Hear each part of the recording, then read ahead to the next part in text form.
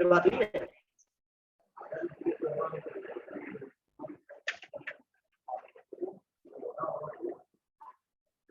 इन लोग का, जैसे भाई आधार कार्ड, आधार नंबर, आधार नंबर फिर तो आगे मैं इसको ज्यादा नहीं बोला गया था, अभी गुस्सा आ जाए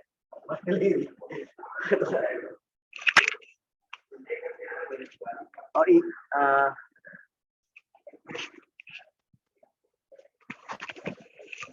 ये इनके जहाँ रहते हैं किराए पे, वही वैसे ही रहता है ये लड़का, बता रहा था। नहीं बोल रहा था वो, बता।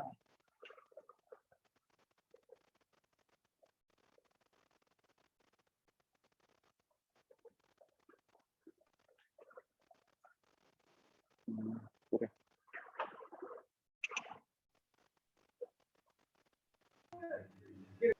हाँ तो ठीक है, अभी लोग ज्वाइन हो ही रहे हैं, तो हम लोग आगे बढ़ते हैं मेमोरी हायरार्की को कंप्लीट। बहुत इंपॉर्टेंट टॉपिक है ये। ये चार पैरामीटर्स हैं जिसके बेसिस पे हम लोग ये डिसाइड कर रहे हैं कि कौन सा मेमोरी चूज करना है, कितना चूज करना है। ठीक है, अब आगे बढ़ते हैं, एक एक करके सबको देखते हैं। रजिस्टर के बारे में हम लोग जान चुके हैं, रजिस्टर की बहुत सारी चीजें आप जानते हैं, टाइप्स ऑफ रजिस्टर जानते हैं, जीपीआर जानते हैं, स्पेशल पर्पस रजिस्टर जानते हैं, उनका कैपेसिटी जानते हैं, रजिस्टर ट्रांसफर इंस्ट्रक्शन जानते हैं, रजिस्टर ट्रांसफर लैंग्वेज जान चुके हैं, मतलब रजिस्टर जान चुके हैं, इसको नहीं यहाँ पे किया है। कैश मेमोरी पे आते हैं, इसको समझते हैं कैश मेमोरी होता क्या है। बेसिकली देखिए, कैश मेमोरी जो है आपका, कैश मेमोरी को कभी आप कम्युनिकेट करिए कैश मेमोरी समझने के लिए, जो आप उस पर आइए, कैश पे आइए, मनी जो आता है। मेमोरी को समझने के लिए सबसे आसान तरीका खुद से आता है। जैसे कभी आप पैसे रखते हैं, तो पैसे रखते हैं तो आपके पास वॉलेट है, पर्स, तो जैसे मेमोरी में स्टोरेज कहाँ कहाँ होता है, सीपीयू डिसाइड कैसे करता है कौन सा स्टोरेज कहाँ किया जाए, एकदम मनी की तरह से। आप अपने पर्स में, आपके पास वॉलेट रखा हुआ है, उसमें जो पैसे रखे हुए हैं उसमें आप कुछ चेंज रखते हो, 10 रुपए का, 20 रुपए का, 50 रुपए का, ठीक है, 10 उसमें 10 के सिक्के हो गए या 5 के सिक्के, दो, ठीक है। इसके अलावा आपने 100 रुपए, 500 रुपए, 1000 रुपए, 5000 रुपए मान लिया, इतना आप कैश रख सकते हैं अपने कहाँ पे, वॉलेट में। इसके बाद आपके मान लिया किसी के घर में 15-20 हजार, 50 हजार, 1 लाख रुपए रखा हुआ कैश, वो भी एक स्टोरेज है मनी का। अलग अलग फॉर्म देखिएगा, ध्यान से समझिए। इसके बाद बैंक में गए, बैंक में आपने 10 लाख रुपए, 20 लाख रुपए रखा हुआ है, तो हर जगह पे, पर्स से लेके बैंक तक, सभी जगह पे पैसा रखा हुआ है, लेकिन अलग अलग क्वांटिटी में रखा हुआ है। तो इसी को आप कंपेयर करिए, विजुलाइज करिए अपने इंफॉर्मेशन से, मनी को विजुलाइज करिए इंफॉर्मेशन से, ठीक है। तो जिस तरह से हम लोग अपना पैसा रखते हैं, मैंने बताया चेंज आपके पास 10 रुपए, 20 रुपए रखा हुआ है, 50 रुपए का रखा हुआ है आपके पर्स में, ये क्या है, ये कौन सी वैल्यू है, इसको आप कह सकते हैं this is the bit information in the register. ये ऐसी इंफॉर्मेशन जो कि रजिस्टर में रखी हुई है, फ्रीक्वेंट डेटा। किसी को चेंज देना है तो आप क्या करोगे, 10 रुपए का सिक्का निकालोगे, 5 का निकालोगे, 2 का निकालोगे, 50 का निकालोगे, 200 का सिक्का आप नहीं दे सकते पर्स से अपने, ऐसा नहीं पॉसिबल है।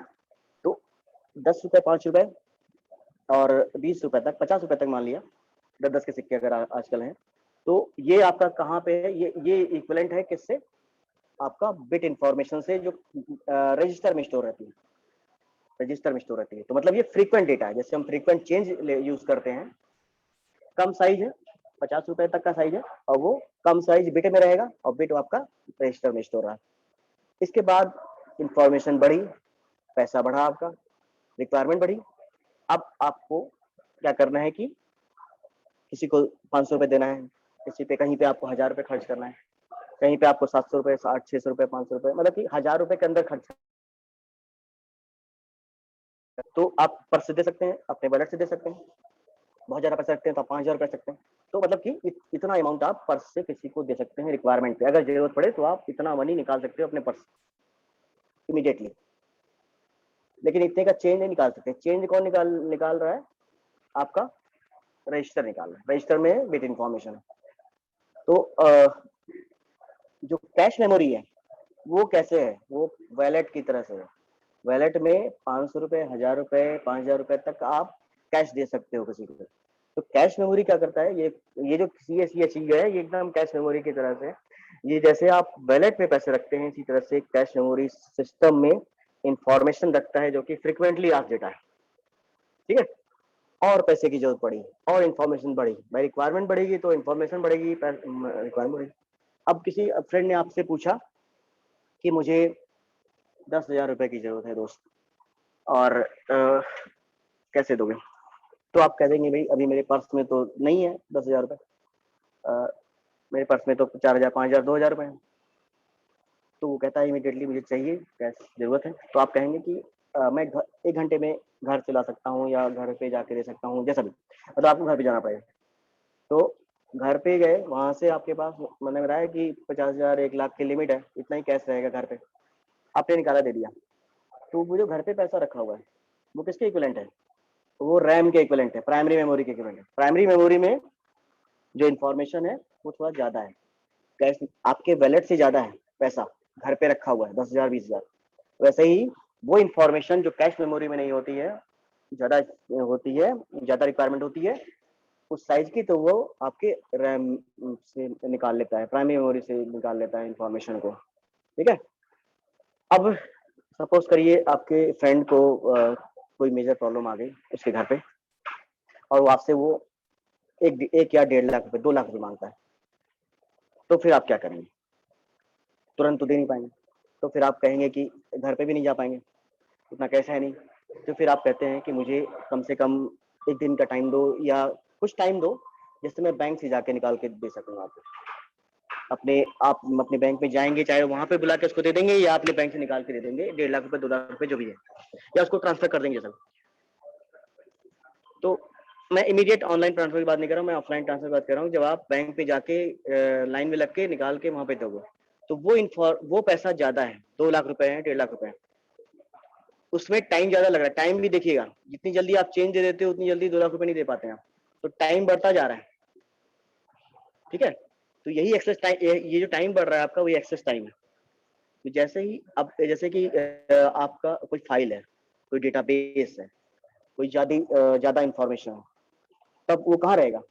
वो आपके सेकेंडरी स्टोरेज हार्ड डिस्क में रहेगा। तो हार्ड डिस्क किस तरह से, किसके इक्विवेलेंट है? बैंक के इक्विवेलेंट है।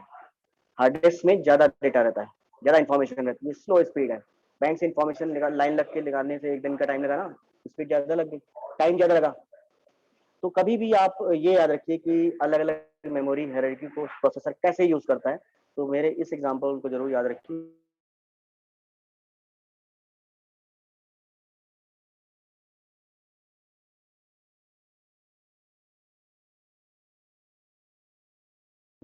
तो हमेशा आपको कैश मेमोरी और आपका मेन मेमोरी और हार्ड डिस्क का कॉन्सेप्ट समझ में आएगा, प्रोसेसर कैसे रन करता है।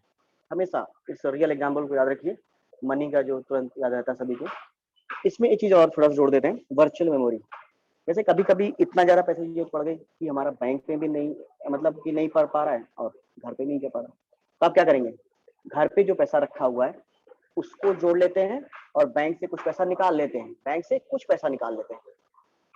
किसी को 2.5 लाख देना है तो 50,000 घर पे है, 2 लाख बैंक से निकाला। तो 2.5 लाख रुपए आपने क्या किया कि घर वाले घर से निकाला है और बैंक से भी निकाला है। तो बैंक से मतलब कि हार्ड डिस्क से निकाला है, हार्ड डिस्क से कुछ पोर्शन यूज किया है, और घर से भी निकाला है मतलब कि रैम से भी यूज किया है। तो जब दोनों कंबाइनली यूज होता है तो इसको क्या बोलते हैं? Virtual memory. Virtual memory is uses the primary memory as well as up to the 10% of the secondary storage. Virtual memory concept है, मतलब कि फिजिकली नहीं है, वो आपने एक अरेंजमेंट किया कि जरूरत पड़ी तो घर से कुछ पैसा ले लिया और बैंक से कुछ पैसा निकाल लिया।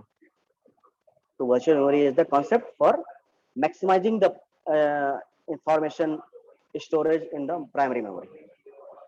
ओके? तो इस रियल एग्जांपल को हमेशा याद रखेंगे तो आपको मेमोरी का भी दिक्कत नहीं पड़ेगा। अब हम लोग डिटेल में आते हैं, कॉन्सेप्ट क्लियर हो गया होगा आपको। कैश मेमोरी क्या होता है? Cache memory, obviously we know that it is a very frequent data storage register से तो कम है लेकिन उससे ज्यादा है। रजिस्टर से ज्यादा इंफॉर्मेशन रख सकता है लेकिन स्पीड जो होगी रजिस्टर से कम रहेगी, क्योंकि रजिस्टर हमारा लिमिटेड है। रजिस्टर में ज्यादा इंफॉर्मेशन रख नहीं पाएंगे। 8 रजिस्टर है, 16 रजिस्टर है, 32 रजिस्टर है, इतने में कितना इंफॉर्मेशन रख पाएंगे? उसमें आधे जीपीआर है, आधे स्पेशल पर्पज रजिस्टर है, तो बहुत लिमिटेड है। तो होता क्या है कि कैश मेमोरी में फ्रीक्वेंट डेटा रखा जाता है। तो cache memory is the high speed memory, obviously it is the costly, high speed है, कॉस्टली है, but as compare to the register they are. तो कैश मेमोरी का साइज ज्यादा होगा, एमबी में डेटा स्टोर करता है, हाई स्पीड प्रोसेसर यूज करता है, कॉस्टलियर है, कॉस्टली है। कैश मेमोरी को आप जीबी में नहीं स्टोर कर सकते, ज्यादा नहीं लगा सकते हो, महंगा पड़ता है। रजिस्टर से थोड़ा सस्ता है लेकिन बाकी सबसे महंगा है। जरूरी है क्योंकि फ्रीक्वेंटली आज डेटा इस पर रखा जाता है, प्रोसेसर इसको यूज करता है। कैश मेमोरी का एवरेज टाइम जो होता है वो एक्सेसिंग स्पीड ज्यादा होती है। अब कैश मेमोरी को समझने के लिए सिस्टम में कैश मेमोरी जो होती है वो कई लेवल में होती है। जैसे यहाँ पे आपके सामने एक स्ट्रक्चर दिया हुआ है कि कैश मेमोरी में सीपीयू बना हुआ है, कैश मेमोरी बना हुआ है, प्राइमरी और सेकेंडरी मेमोरी बनी हुई है। तो देखिए यहाँ पे सीपीयू जो बना है, प्रोसेसर जो है उससे एकदम डायरेक्टली कैश मेमोरी इंक्लूडेड है, डायरेक्टली। रजिस्टर आप कहेंगे रजिस्टर कहाँ है? रजिस्टर तो इसके अंदर ही है, प्रोसेसर के पास में ही रहता है, एएलयू के पास में ही रजिस्टर होते हैं, एक्यूमुलेटर होता है, ठीक है। तो इसको बाहर से नहीं लिखा है, this is the built in. तो इसके बाद जो मेमोरी आ रही, पहले कौन सी आ रही है? कैश मेमोरी आ रही है। तो कैश मेमोरी डायरेक्टली अटैच है, frequently send and receive the data from the processor. Cache memory के बाद कौन अटैच है? प्राइमरी मेमोरी अटैच है। तो जो प्रोसेसर होता है कैश मेमोरी से भी डेटा एक्सेस कर सकता है और प्राइमरी मेमोरी से भी डेटा एक्सेस कर सकता है, दोनों इससे लिंक है। ये एकदम पर्स की तरह से है। पर्स में आप चेंज भी निकाल सकते हो, कैश भी निकाल सकते हो। तो ये पर्स है और ये आपका चेंज है। तो कैश मेमोरी से डायरेक्टली एक्सेस कर रहे हो, ये प्राइमरी मेमोरी, दोनों डायरेक्टली एक्सेस होते हैं प्रोसेसर से। इसके बाद ये जो सेकेंडरी स्टोरेज है, हार्ड डिस्क की बात हो रही है, तो ये आपका रैम के बाद आता है, प्राइमरी मेमोरी के बाद आता है। कि अगर इसमें भी नहीं, पहले जो कुछ ढूंढना होता है, पहले यहाँ ढूंढेंगे, फिर यहाँ ढूंढेंगे, फिर यहाँ ढूंढेंगे, ठीक है। तो कैश मेमोरी में मिलेगा तो ठीक है, अच्छी बात है। नहीं मिलेगा तो प्राइमरी मेमोरी में ढूंढेंगे, प्राइमरी मेमोरी में नहीं मिलेगा तो सेकेंडरी मेमोरी में जाएंगे, यहाँ भी नहीं मिलेगा तो बाहर जाएंगे, एक्सटर्नल डिवाइस में जाएंगे। तो इंफॉर्मेशन को सर्च करना है, जितना जितना आप इधर जाते जाओगे उतना ही टाइम ज्यादा लगता जाएगा। यहाँ पे सबसे जल्दी मिल जाएगा, यहाँ पे देर लगेगी। एक्सेस टाइम क्या हो रहा है? बढ़ रहा है। स्टोरेज स्पीड, स्टोरेज कितनी बढ़ रही है? वो भी बढ़ रही है। यहाँ पे इसका छोटा सा बना हुआ है, छोटा साइज है, ये ज्यादा साइज है, स्टोरेज बढ़ता जा रहा है इसका।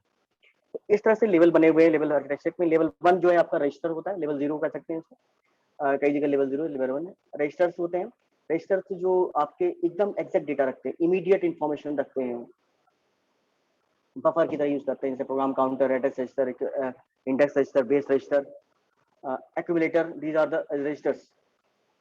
Cash memory, fastest memory, faster access time, और हायरार्की में ये सेकंड नंबर पे आते हैं। मेन मेमोरी क्या है कि इसमें क्या है कि स्पीड जो थोड़ा सा ज्यादा लगती है, एक्सेस टाइम ज्यादा लगेगा। स्टोरेज प्राइमरी स्टोरेज है, कोई भी इंस्ट्रक्शन, कोई भी कमांड, कोई भी प्रोग्राम रन करने के लिए इसको मेमोरी में लाना ही पड़ता है, ये रूल है। प्रोसेस सिस्टम को रन करने के लिए, किसी भी कमांड को रन करने के लिए इसको मेन मेमोरी में लोड करना ही पड़ेगा, डायरेक्टली नहीं हो सकता है वो। तो मेन मेमोरी में क्या होता है कि इंफॉर्मेशन मिलती है प्रोसेसर को, जब वो कैश मेमोरी में नहीं मिल पाता। कैश इसको बोलते हैं, कैश हिट या मिस बोलते हैं। if the information found in the cache memory it called cache hit, if the information not found in the cache memory it called cache miss, and after cache miss it send the information over the primary memory. Secondary memory में क्या है कि last में आते हैं कि जब आपको रिजल्ट एकदम स्टोर करना है, फाइल सेव करनी है, डेटाबेस सेव करना है, एकदम कई दिनों के लिए रखना है, तब यहाँ रखेंगे। ये दोनों चीजें क्या है? वोलेटाइल है। जैसे ही आप शट डाउन करेंगे ये दोनों के डेटा स्किप हो जाएंगे। कैश मेमोरी, प्राइमरी मेमोरी का रजिस्टर का डेटा हट जाता है, डिलीट हो जाता है हमेशा। हार्ड डिस्क का डेटा नहीं डिलीट होता है, वो आपका रहेगा 1 2 दिन 4 दिन 10 दिन 12 दिन, जब तक आप डिलीट नहीं करोगे। तो ये चीज यहाँ पे है। इस तरह से ये हायरार्की स्ट्रक्चर को यहाँ पे दिखाया गया, सिंपल। इसके आगे की चीजें मैं नेक्स्ट कंटिन्यू